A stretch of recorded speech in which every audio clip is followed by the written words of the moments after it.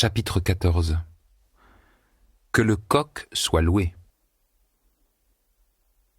Ses nerfs, comme on dit, avaient craqué, et Rimsky, sans attendre la mise en forme du procès-verbal, s'était précipité dans son bureau. Il était à sa table de travail, et les yeux rougis, il regardait les billets de 10, magiques, étalés devant lui. Le directeur financier ne savait plus à quel saint se vouer. Au dehors, on entendait une rumeur continue. Le public refluait en torrent du bâtiment des Variétés vers la rue. Soudain, l'oreille du directeur financier, devenue extrêmement fine, perçut le tri familier de la milice. Déjà en soi, ce tri ne présage rien de bon, mais quand il se répéta et reçut l'aide d'un autre, encore plus impérieux et plus prolongé, et qu'à cela vinrent s'ajouter un gros rire bien audible, des sifflets et des cris, le directeur financier comprit tout de suite que c'était un scandale du genre obscène qui venait d'éclater dans la rue. Et que ce devait être, quel que fût son désir d'envoyer promener toute cette histoire, quelque chose de très directement lié à cette séance épouvantable montée par le mage noir et par ses assistants. Le flair du directeur financier ne l'avait pas trompé le moins du monde. Au premier coup d'œil qu'il jeta par la fenêtre donnant sur la Sadovaya, son visage se crispa, et ce n'est pas qu'il chuchota. Il chuinta « J'en étais sûr ». À la lumière crue des réverbères de grande puissance, il avait vu en bas sur le trottoir une dame en chemise et culotte de couleur violette. La tête de la dame, il est vrai, était coiffée d'un chapeau et la dame tenait une ombrelle. Autour de cette dame, qui se trouvait dans un état de confusion totale et qui tantôt s'accroupissait, tantôt essayait de s'enfuir on ne sait où, la foule s'agitait, émettant ce rire qui avait fait froid dans le dos du directeur financier. Il y avait auprès de cette dame un citoyen qui essayait d'ôter son pardessus d'été, mais qui, dans son émotion, n'arrivait pas du tout à se libérer de la manche dans laquelle son bras restait coincé. Les cris et les hurlements de rire jaillirent aussi à un autre endroit, sous l'entrée gauche. Et tournant la tête dans cette direction, Grigori Danilovitch vit une deuxième dame, en dessous rose. Cette dame avait bondi de la chaussée sur le trottoir pour essayer de se cacher sous le porche, mais le public qui refluait lui barrait le chemin et la pauvre victime de sa frivolité et de son amour des beaux atours, abusée par la maison du satané Fagot, ne rêvait que d'une chose, de s'enfoncer sous terre. Un milicien se frayait un chemin vers la malheureuse, vrillant l'air de ses coups de sifflet, suivi par une troupe de jeunes et joyeux drilles en casquette. C'est eux qui lançaient ces gros rires et ces quolibets. Un cocher maigre et moustachu vola au secours de la première déshabillée et figea d'un coup de fouet une rosse étique et harassée. Le visage du moustachu affichait un grand sourire. Rimsky se frappa le front du poing, cracha et s'éloigna de la fenêtre. Il resta un certain temps à sa table à écouter la rue. Les sifflets, çà et là, atteignirent leur pic d'intensité puis se mirent à décroître. Le scandale, à la surprise de Rimsky, fut liquidé à une vitesse étonnante. Le temps était venu d'agir. Il fallait boire la coupe amère de la responsabilité. Les téléphones avaient été réparés durant la troisième partie. Il fallait appeler, rapporter ce qui s'était passé, demander de l'aide, nier, se décharger de tout sur Vitemalov, se disculper et ainsi de suite. Ah, zut, alors le diable! À deux reprises, le directeur financier désemparé avait posé la main sur le combiné, et à deux reprises, il l'avait levé. Et soudain, dans le silence de mort de son bureau, l'appareil se mit à sonner tout seul à la figure du directeur financier, et celui-ci tressaillit le sang glacé. « Non, j'ai les nerfs en compote », pensa-t-il, et il prit le combiné. Il eut un recul instinctif et devint plus blanc qu'un linge. Une voix de femme douce mais insinuante et dépravée venait de chuchoter dans l'appareil « N'appelle pas Rimsky, ou ça va mal aller ». La voix se tut à la seconde. Des frissons lui parcourant le dos, le directeur financier reposa le combiné et, allez savoir pourquoi, se tourna vers la fenêtre qui était derrière lui. À travers les branches rares et encore presque nues de l'érable, il vit la lune courir, drapée d'un petit nuage transparent. Le regard rivé, allez savoir pourquoi, aux branches, Rimsky les regardait et, plus il les regardait, plus il se sentait envahi par la peur. Faisant un effort sur lui-même, le directeur financier se détacha enfin de la fenêtre éclairée par la lune et se leva. Il n'était plus question de téléphoner. À présent, le directeur financier ne pensait plus qu'à une chose, comment quitter le théâtre au plus vite. Il tendit l'oreille. Le bâtiment du théâtre était muet. Rimsky comprit qu'il était seul depuis longtemps au troisième, et une peur enfantine, incoercible, s'empara de lui à cette idée. Il ne pouvait pas penser sans trembler au fait que là, maintenant, il allait devoir marcher seul dans les couloirs déserts et descendre les escaliers. Il saisit fiévreusement sur la table les roubles de l'hypnotiseur, les cacha dans son cartable et tout sauta pour se donner, ne serait-ce qu'un peu, du cœur au ventre. Sa toux sonna un peu enrouée, fragile. Et là, il eut l'impression que soudain, par-dessous la porte de son bureau, s'insinuait une espèce d'odeur d'humidité moisie. Un frisson parcourut le dos du directeur financier, et là, en plus, soudain, la pendule se mit en branle et sonna minuit. Et même cette sonnerie fit trembler le directeur financier. Mais son cœur s'arrêta pour de bon quand il entendit une clé tourner tout doucement dans la serrure de la porte. Serrant sa serviette de ses mains froides et moites, le directeur financier sentit qu'il suffisait que ce petit bruit dure encore, et il n'y tiendrait plus, il se mettrait à crier. Enfin, la porte céda aux efforts de quelqu'un, elle s'ouvrit, et Ratafia, sans bruit, entra dans le bureau. Rimsky se rassit, comme il s'était levé, tout droit dans le fauteuil, ses jambes s'étaient pliées d'elles-mêmes, il inspira profondément, lui adressa une espèce de sourire mielleux, et dit tout bas « Mon Dieu, est-ce que tu m'as fait peur ?» Oui, cette apparition soudaine aurait suffi à effrayer n'importe qui, et néanmoins, elle apparaissait là comme une grande joie. Un bout, au moins, de cette histoire embrouillée venait de se démêler. « Mais parle vite, enfin, allez, fit Rimsky, dans un râle, se raccrochant à ce petit bout. « Qu'est-ce que ça veut dire, tout ça ?»« Pardonne-moi, je te prie, » répondit d'une voix sourde, en refermant la porte celui qui venait d'entrer. « Je pensais que tu ne serais plus là. » Et Ratafia, sans ôter sa casquette, se dirigea vers le fauteuil et s'assit de l'autre côté du bureau. Il faut dire qu'un petit quelque chose d'étrange dans la réponse de Ratafia piqua tout de suite le directeur financier dont la sensibilité pouvait se comparer à celle des sismographes les plus puissants du monde. Comment ça ? Pourquoi donc Ratafia se rendait-il à son bureau s'il supposait qu'il n'y serait plus ? Il avait son bureau à lui. Ça, et d'une. Ensuite, quelle que fût l'entrée qu'ait pu emprunter Ratafia, il devait à coup sûr avoir croisé l'un des veilleurs de nuit. On leur avait dit que Grigori Danilovitch s'attarderait un peu dans son bureau. Mais le directeur financier ne s'appesantit pas trop longtemps sur cette étrangeté. Il avait d'autres soucis. « Pourquoi tu n'as pas appelé ? Qu'est-ce que c'est que tout ce cirque avec Yalta ?»« C'est ce que je disais, » répondit l'administrateur en se mâchouillant les lèvres comme s'il souffrait d'une dent malade. « On l'a trouvé dans une taverne à Pouchkino. »« Comment à Pouchkino ? Dans la banlieue de Moscou ? Et les télégrammes de Yalta ? Au diable, Yalta ! Il a saoulé un télégraphiste à Pouchkino et ils ont commencé à faire n'importe quoi, en particulier à envoyer des télégrammes tamponnés Yalta. » Bon, très bien, non seulement répondit, mais chantonna Rimsky. Dans ses yeux s'était mise à briller une petite lueur jaune. Une image joyeuse venait de lui apparaître. Il venait de se représenter le limogeage honteux de Vitemalov de son poste. Une libération, la libération si longtemps espérée du directeur financier de cette calamité que représentait Vitemalov. Et allez savoir, Stepan Bogdanovitch pourrait obtenir même quelque chose de plus sérieux que le limogeage. « Les détails !» dit Rimsky, donnant un coup de presse-papier sur son bureau. Et Ratafia se mit à raconter les détails. À peine était-il arrivé là où l'avait envoyé le directeur financier, qu'il avait été reçu tout de suite et avait été écouté avec la plus grande attention. Personne, bien sûr, n'avait jamais imaginé que Stiopa ait pu être à Yalta.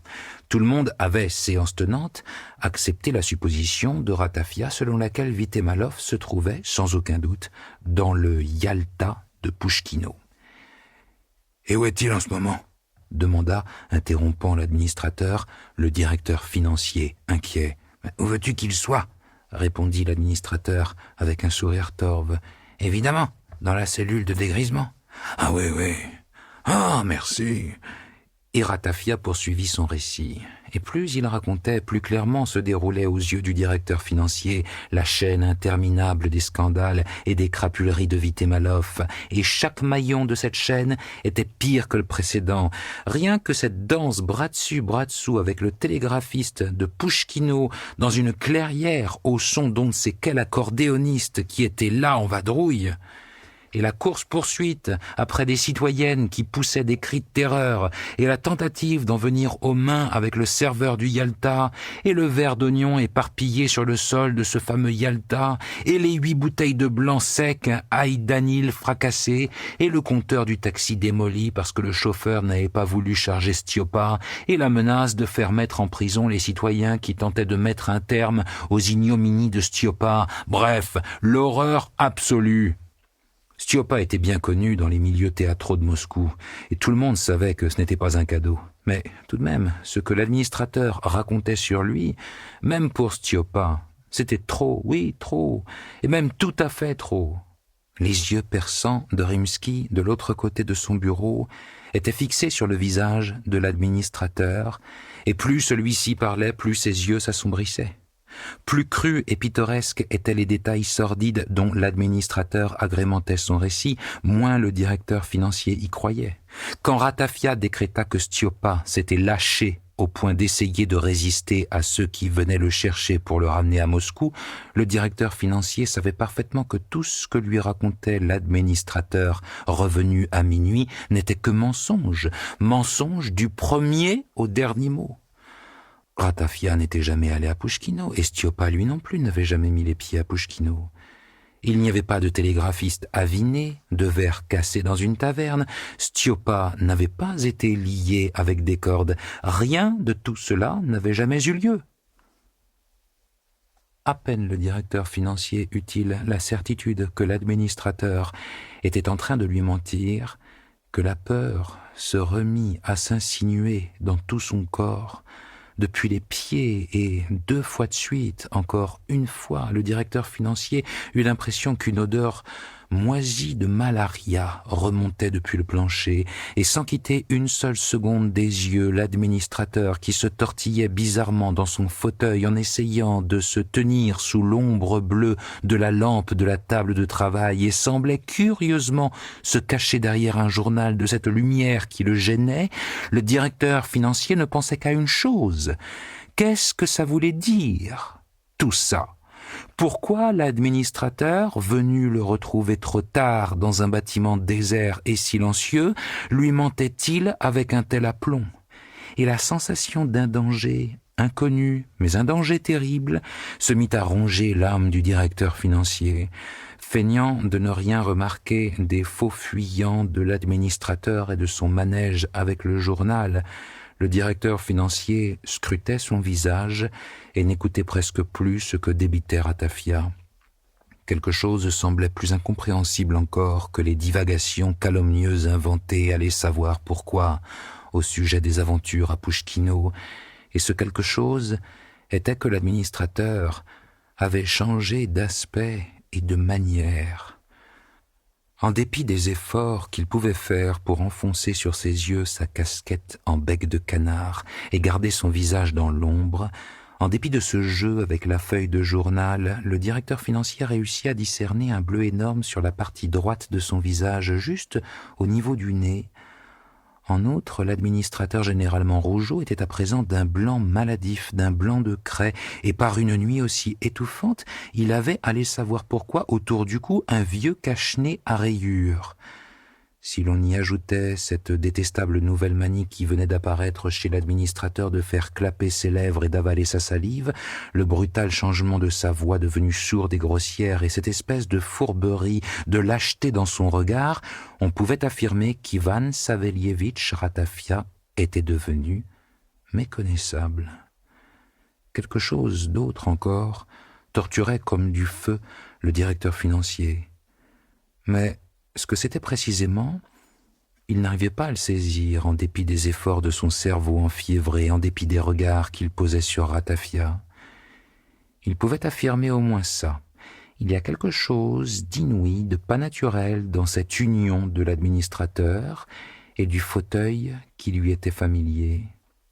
« Bon, donc on a fini par le maîtriser, on l'a chargé dans la voiture », grondait Ratafia en le lorgnant de derrière son journal et en dissimulant son bleu de la paume. Rimsky tendit soudain, comme par inadvertance, la main, tout en pianotant sur la table. Il appuya sur le bouton de l'alarme électrique et demeura figé. Dans le bâtiment désert, une sonnerie stridente aurait immanquablement dû retentir, mais la sonnerie ne vint pas et le bouton resta enfoncé, sans vie, dans le bois de la table. Le bouton était mort. La sonnerie ne marchait pas. La ruse du directeur financier n'échappa pas à Ratafia qui demanda en sursautant, et une flamme de colère flamba clairement dans ses yeux. « Qu'est-ce qui te prend de sonner ?»« C'était machinal », répondit d'une voix sourde le directeur financier. Il retira sa main et à son tour il demanda d'une voix mal assurée. « Qu'est-ce que tu t'es fait à la figure ?»« La voiture a dérapé, je me suis cogné contre la poignée de la portière, » répondit Ratafia, détournant le regard. « Il ment !» s'exclama en lui-même le directeur financier. Et là, soudain, ses yeux s'écarquillèrent et devinrent complètement fous, et il se mit à fixer le dossier du fauteuil. Derrière le fauteuil, sur le sol, deux ombres se croisaient. L'une un peu plus épaisse et plus noire, l'autre plus faible et plus grise. L'ombre du dossier du fauteuil et ses pieds effilés se voyaient parfaitement sur le sol, mais au-dessus du dossier sur le sol, il n'y avait pas l'ombre de la tête de Ratafia, et sous les pieds du fauteuil, il n'y avait pas les pieds de l'administrateur. « Il ne fait aucune ombre !» s'écria mentalement un Rimsky désespéré. Il fut saisi de tremblement. Ratafia, à la dérobée, regarda derrière lui, suivant le regard fou de Rimsky à l'arrière du dossier de son fauteuil, et comprit qu'il était découvert. Il se leva, le directeur financier fit de même, et s'écarta d'un pas devant le bureau en serrant toujours sa sacoche entre ses bras. « Ah, il a deviné, le maudit ! Toujours été futé !» chuchota Ratafia avec un ricanement haineux vers le visage du directeur financier. Il bondit brusquement du fauteuil jusqu'à la porte et d'un coup tira le verrou. Le directeur financier, lançant à la ronde des regards désespérés, recula vers la fenêtre qui donnait sur le jardin, et dans cette fenêtre qu'inondait la lumière de la lune, il vit plaqué contre le carreau le visage d'une fille nue et son bras nu qui s'était introduit par l'imposte et essayait d'ouvrir l'espagnolette d'en bas. Celle d'en haut était déjà ouverte. Rimsky eut l'impression que la lumière de la lampe du bureau s'éteignait et que le bureau lui-même se mettait à pencher. Il se sentit submergé par une vague glaciale, mais par bonheur, il réussit à se reprendre, et il ne tomba pas. Il rassembla ses forces pour chuchoter, pas pour crier « À l'aide !» Ratafia, tout en surveillant la porte, bondissait sur place et restait de longs moments en l'air à se balancer, les doigts crochus, il agitait les bras en désignant Rimsky, chuintait, clapait des lèvres, lançait des clins d'œil à la fille à la fenêtre. La fille redoubla d'efforts, introduisit sa tête rousse dans l'imposte, avança le bras aussi loin qu'elle le pouvait, se mit à gratter de ses ongles l'espagnolette d'en bas en secouant le châssis. Son bras se mit à s'allonger, comme s'il était en caoutchouc, et se couvrit d'un verre cadavérique. Enfin, les doigts verts de la morte saisirent la poignée de l'espagnolette, la tournèrent, et la vitre commença à s'ouvrir.